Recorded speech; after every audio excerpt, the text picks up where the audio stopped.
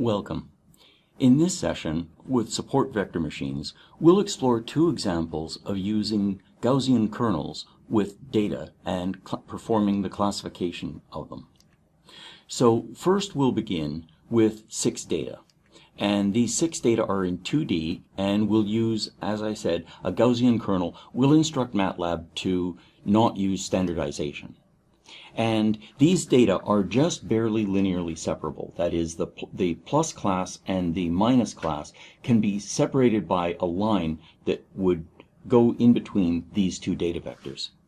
When we draw a Gaussian kernel, what it returns is this is the contour. So this is the level curve for the value 0 in the score.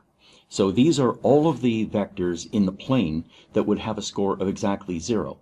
And these data inside have a score that's positive, and these have a score that's negative. This doesn't tell us very much. Let's explore this idea further. Let's look at level curves for different scores. And as we do this, what we find is that MATLAB will tell us what the level curves are for these data themselves. All of these, so 3 out of the 4 negative data have a level curve of their own. Then this data vector has a level curve of its own. Then this positive vector has a curve of its own, and this has a curve of its own. And MATLAB will tell us what these levels are. If we then draw in more, we start to get a deeper picture of what's happening. Is that these now look as though they're of a function that has a single vector of argument of size 2. And this part looks as though it's a hill, that is, as though it's rising up sharply. And this appears to be a well, you could say. So this appears to be a negative zone, and this appears to be a positive zone. What I did was I used the computation that we described in the previous session to get the scores, and then I plot the scores as the vertical height for a MATLAB function. And when I do that, I can now represent the scores as a surface. And this is the level 0 score, and this is why we had that contour that was drawn around the positive data, is that there was a hill that was associated with those positive data.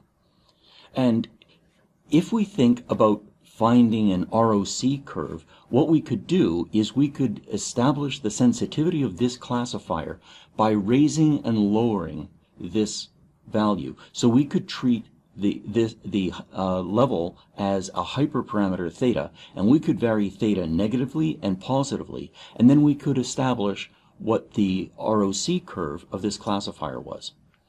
If we hold this at the level 0, we could also say, what is the result of the quantization?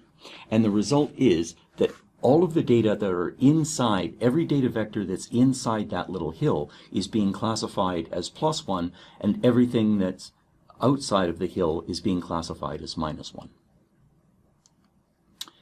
So what we see is only a small portion of this plane is being classified as +1. Now, let's add one data vector to this, so we'll now have 7. And let's add it in a way that's not linearly separable. We take our original 6 data vectors, and now we'll add a 7th data vector over here, and now there's no line in the plane that will separate the positive and negative. We could try using a soft margin.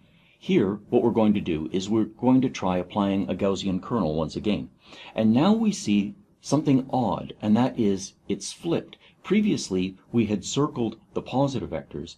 Now, we're circling the negative vectors. So this contour is the level 0 curve, or the 0 level curve, if you wish, of the scoring function.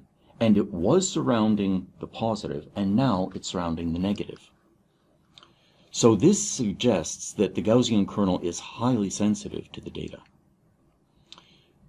When we plot the scoring surface, what we see is this is a very different picture. Now there's 2 hills associated with the positive vectors and one that's negative, and the scoring surface is now almost everything in the plane is scored as being in class +1, and almost nothing in the plane is being scored as -1.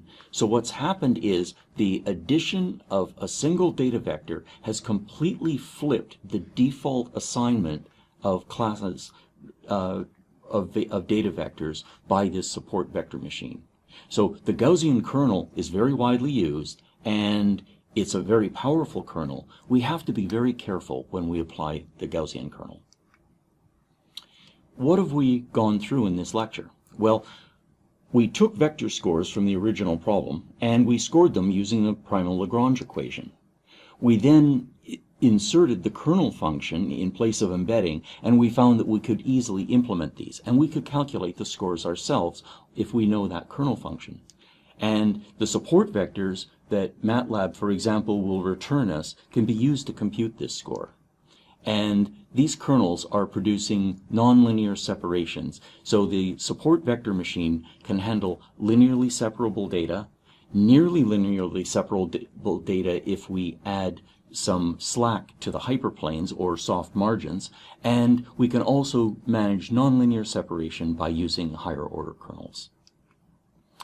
And our observation on our limited data suggests that the Gaussian kernel in particular might be highly sensitive.